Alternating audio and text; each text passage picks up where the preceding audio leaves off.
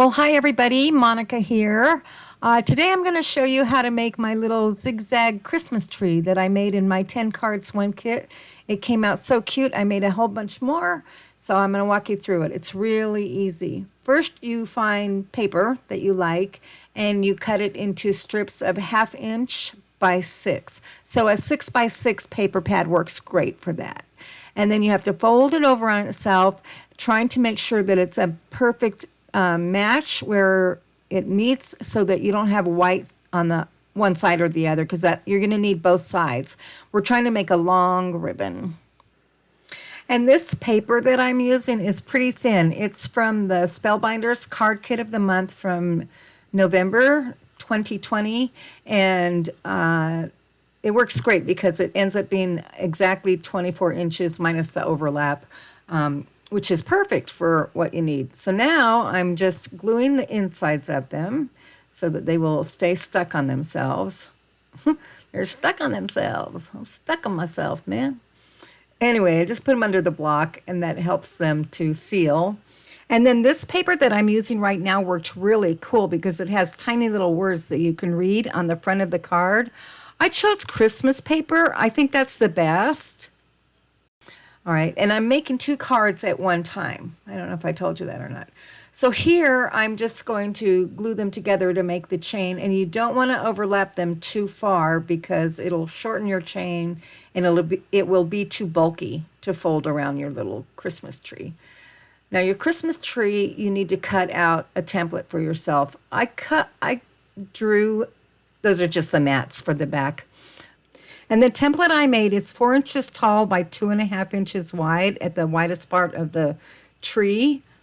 You start wrapping it around at the bottom, and the first time you're going to go up around the corner, you keep it as low to the bottom of the tree as you can. And then you bring it around in the back, and you flip it over, and here you're going to need to angle it up. It's going to want to go straight because of the way it's folding on the tree, but you have to resist that and kind of pull it out. And then pinch your fingers to crease it real tight. I'm doing that each time I go across one side or the other. And then you just keep wrapping it up the tree, each time pressing down real tight with your fingers and just kind of shaping it into the direction that you want it to go. It gets easier once you get to the top of it. And I don't know if I mentioned or not, but I would suggest that you get thin paper, because I tried it with some almost cardstocky stuff. That's a good term, almost cardstocky. And it was just too thick, and it was way too bulky to work around this little template. So then you just get up to the tippy top of it, and you just keep wrapping until you can't go any further, and you just kind of fold it over on itself. It doesn't really matter too much because we're going to put a star up there. Okay, so you just snippety snip, and now you unwind the trunk, and then you pull out the tree from the ribbon paper, and you try and keep its shape, and you can put a block on top of it, and it'll help keep its shape while you get ready to cover the back with double-sided tape. That's why you need to press the sides real tight when you're wrapping it around the tree template.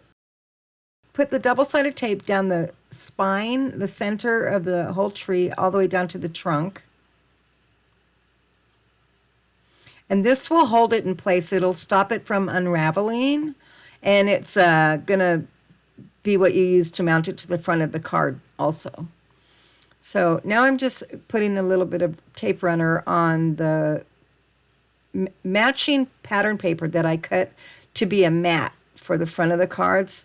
So that's the paper that I was talking about that has the words on it. That came out really cool. And then I have some plaid checkered Christmas looking fabric paper. And the rest is really simple. There are so many different designs that you could do with this. I like this version where I have the mat and the paper for the Christmas tree matching to be the same, and the contrast of the plaid paper underneath it. But there's another card that I made that I'll show you at the end that I did some regular dry embossing, and I did like a glow behind the Christmas tree with some ink blending. That came out really pretty. But there's a million different ideas as far as color and texture that you could do with this kind of a card. I think it's so cute. So now I'm just doing the sentiment that's going to go underneath the tree and kind of look like the holder for the whole tree. And I found one that said "Make it jolly." It came from the same card kit that the paper came from Spellbinders. And I mounted it onto a banner. I have a die cut for that banner, or a die. And then I got a couple little gold stars and I put those on there. And now here comes the most fun for me.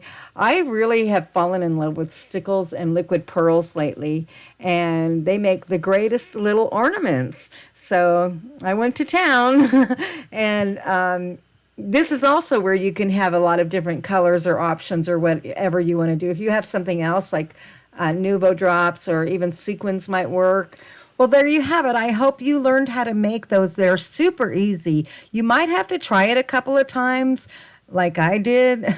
I had a bunch of errors. I tried all kinds of stuff, but those two are the last ones that I made, and they were the best. So please subscribe if you haven't. It helps me out, and like it if you liked it.